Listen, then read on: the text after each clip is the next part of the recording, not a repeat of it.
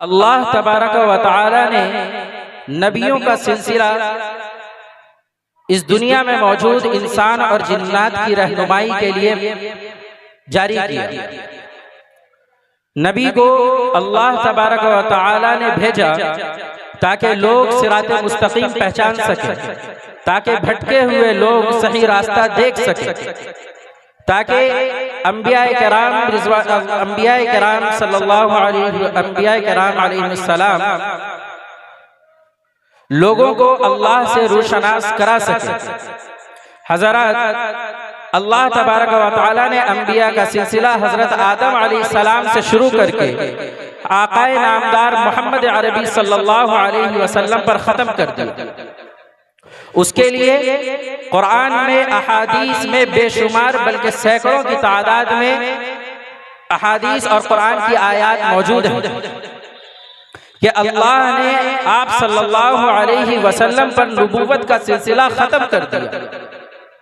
कुरान के अंदर एक आयत है, सरीह लफ्जों में है, मा काना मुहम्मदुन अबा अहदिम मिन रिजालिकुम वलाकिन रसूलुल्लाहि व खातमन नबिय्यीन, कि मोहम्मद सल्लल्लाहु अलैहि वसल्लम तुम में से किसी के बाप नहीं है, तुम लोगों में से किसी के बाप नहीं है, लेकिन अल्लाह के रसूल हैं, व खातमन नबिय्यीन, और आखिरी नबी हैं।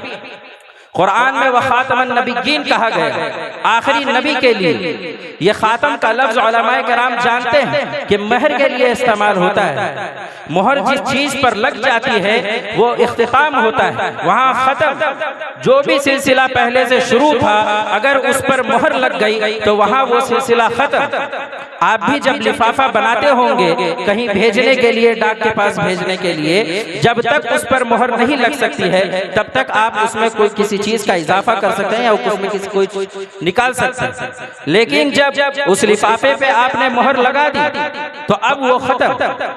उसी तरह अल्लाह तबारक व तआला ने नबूवत की मोहर आप सल्लल्लाहु अलैहि वसल्लम को बताया कि नबियों का सिलसिला जो हजरत आदम अलैहिस्सलाम से शुरू था वो आप सल्लल्लाहु अलैहि वसल्लम पर खत्म कर दिया गया। आप सल्लल्लाहु अलैहि वसल्लम को खातमुन नबिय्यीन बनाकर भेजा गया। एक हदीस में है, सयकूनु फी उम्मती सलासून कज़्ज़ाबून, कि अनकरीब मेरी उम्मत में ऐसे लोग होंगे, 30 ऐसे लोग होंगे जो झूठे होंगे। सलासून कज़्ज़ाबून कुल्लुहुम यज़अमु अन्नहु नबिय्युन, उनमें से हर एक ये गुमान करेगा कि वो नबी है। व अना खातमुन नबिय्यीन ला नबिय्य बअदी, आप सल्लल्लाहु अलैहि वसल्लम ने कहा वो तमाम के तमाम झूठे हैं, मक्कार हैं, धोखेबाज हैं, आपके ईमान में खलल पैदा करने के लिए वो आए हैं। वो शैतान के दूसरे भाई हैं, लेकिन नबी का तसव्वुर तक नहीं हो सकता। नबी सिर्फ एक मोहम्मद सल्लल्लाहु अलैहि वसल्लम जो आखिरी बनाकर हमारे लिए भेजे गए। अब आप सल्लल्लाहु अलैहि वसल्लम के बाद ना तो कोई दूसरा नबी आएगा, ना दूसरी कोई उम्मत होगी, ना दूसरी अल्लाह की तरफ से कोई किताब आएगी, ना कोई नया दीन होगा, ना कोई शरीयत होगी। आखिरी नबी मोहम्मद सल्लल्लाहु अलैहि वसल्लम। हजरत वाला अपनी गुफ्तगू में फरमा रहे थे, शकील इब्न हली और इस तरह कितने लोग हैं जो आप सल्लल्लाहु अलैहि वसल्लम की शान में गुस्ताखी करते हैं। मैं बस आपसे एक लफ्ज कहना चाहता हूं, क्योंकि हजरत ने सही फरमाया कि जो लोग पढ़े लिखे नहीं रहते हैं उन पर ये लोग हमला आवर होते हैं। वो चाहते हैं कि इनको भटकाया जा सकता है। जो उलमा है वो तो पढ़े, उन्होंने कुरान पढ़ा है, हदीस पढ़ी, उन्हें पता है कुरान की आयत, कुरान में अगर किसी चीज का सराहतन जिक्र आ जाए तो उसका इनकार नहीं किया जा सकता, और जिसने उसका इनकार किया वो मुसलमान नहीं हो सकता। उसी तरह हदीस में जो सयकून, ये हदीस मैंने आपके सामने पढ़ी, ये हदीस मुतवातिर है। इस हदीस का इनकार करने वाला भी काफिर हो जाएगा। तो मैं आप हजरात के रूबरू बस एक बात ये कहना चाहूंगा कि अगर हमें इल्म नहीं है और कोई ऐसा आदमी हमारे पास आ जाता है कि हम ऐसी बात, तो ये बात अपनी जगह मुसल्लम है। इमाम अबू हनीफा रहमतुल्लाह अलैह के वक्त में, जमाने में एक आदमी नबूवत का दावा कर बैठा। उसी वक्त हजरत इमाम अबू हनीफा रहमतुल्लाह अलैह ने फरमाया कि जो शख्स उससे उसकी नबूवत का कि उससे उसकी नबूवत की दलील मांगे, उसके नबी होने पर सबूत मांगे, वो भी काफिर। इसलिए हमारा ईमान इतना मजबूत होना चाहिए कि नबी आखिरी हैं और नबी हैं। हम हमेशा कहते हैं कि अल्लाह एक है, नबी मोहम्मद सल्लल्लाहु अलैहि वसल्लम है। इस तरह कितने कज़्ज़ाब आते हैं, वो कहते हैं कि मैं अल्लाह को भी मानता हूँ, नबी को भी मानता हूँ, नबी पर उतारी गई किताब को भी मानता हूँ, इस शरीयत को भी मानता हूँ, लेकिन अब मैं नबी हूँ।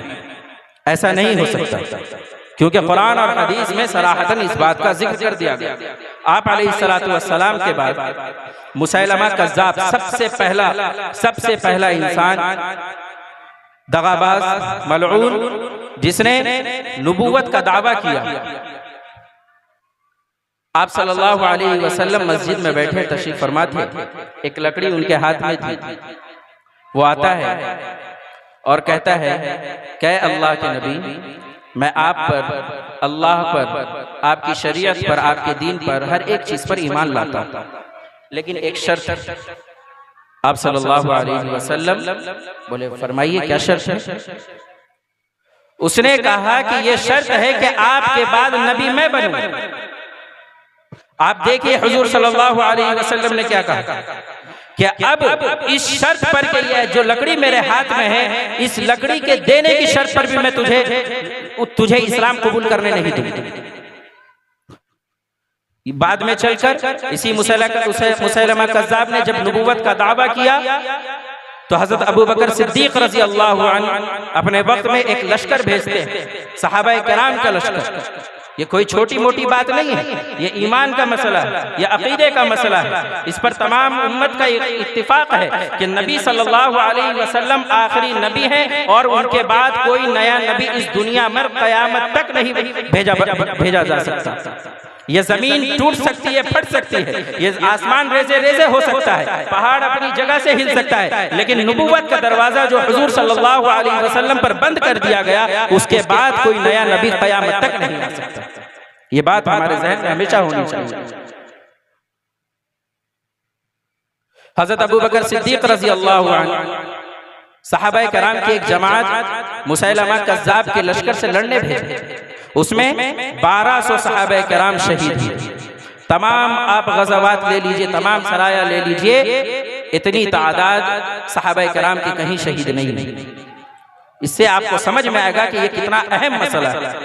आजकल हर झूठा, हर मक्कार, जिसे कोई काम नहीं है, आज हम रोड पर खड़े हो जाते हैं अगर कोई आकाए नामदार मोहम्मद अरबी सल्लल्लाहु अलैहि वसल्लम के शान में गुस्ताखी करे। लेकिन ये भी बड़ी गुस्ताखी है कि एक शख्स, एक नबी जो आखिरी नबी बनाकर भेजा गया, अगर उसकी नबूवत को हमने आखिरी नहीं समझा तो इसका मतलब है कि आप सल्लल्लाहु अलैहि वसल्लम के शान में आपने गुस्ताखी करी। उसमें 1200 सहाबाए किराम उस जंग में शहीद हुए, जिसमें 600 अहलुल कुरान जो हाफिज थे। इसलिए मैं कहता हूँ, एक वाकया है, बस ये वाकया बताकर अपनी जगह लूंगा। ज़माने तालिब इल्म में ये वाकया सुबह सुनता था कि एक बुजुर्ग थे, उनके एक मुरीद थे जो मंतिक़ व फ़लसफ़ा के काफी माहिर थे। एक बार उनका सामना एक शैतान से हो गया। शैतान कहता है कि मौलाना, मैं आपको ऐसी दलीलें दूंगा जिससे आप ये कहेंगे नाउज़ुबिल्लाह कि अल्लाह एक नहीं। मौलाना को अपने इल्म पर बड़ा फख्र था, मंतिकी आदमी थे। बोले कि तुम 99 दलील दो, मैं तुम्हें 99 दलील, तुम्हारी 99 दलील तोड़ दूंगा। कैसी भी दलील हो मैं तोड़ दूंगा। आखिर हुआ, शैतान से बहस हुई। शैतान इधर से दलील दे रहा है, मौलाना इधर से दलील दे रहे हैं, शैतान इधर से इधर, एक के बाद एक के बाद एक के बाद, आखिर में मौलाना की दलील खत्म हो गई। मौलाना की दलील आखिर में खत्म हो गई। उनके जो पीर थे, जो बुजुर्ग थे, जिनसे वो मुरीद थे, वो उस वक्त वजू कर रहे थे और जो उनका शागिर्द था हजरत का, वो उन्हें लोटा से पानी गिरा रहा था उनके हाथों को।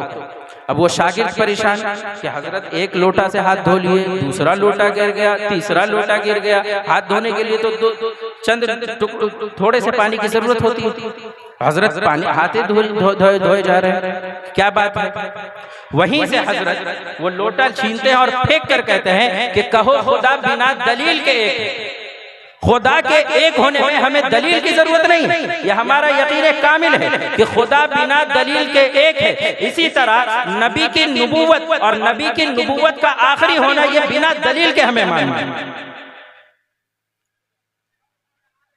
अल्लाह तबारक व तआला से दुआ गो हूं कि अल्लाह हम सब के ईमान की हिफाजत फरमाए और जो लोग ऐसे मलऊन या कज़्ज़ाब हैं उन्हें अक्ल सलीम अता फरमाए और उन्हें भी ईमान से सरफराज फरमाए।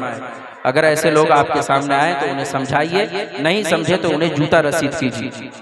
सीधी सी बात, जूता रसीद कीजिए, उन्हें सरे बाजार मुंह काला करके घुमाइए, क्योंकि ये लोग ऐसे सुधरने वाले नहीं हैं। एक के बाद एक, एक के बाद एक, एक के बाद एक होंगे। एक बार किसी एक के साथ मामला हो गया तो उसकी सारी नस्ल, ऐसे सारे शैतान के भाई सुधर जाएंगे। वाखिर दावाना अल्हम्दुलिल्लाह।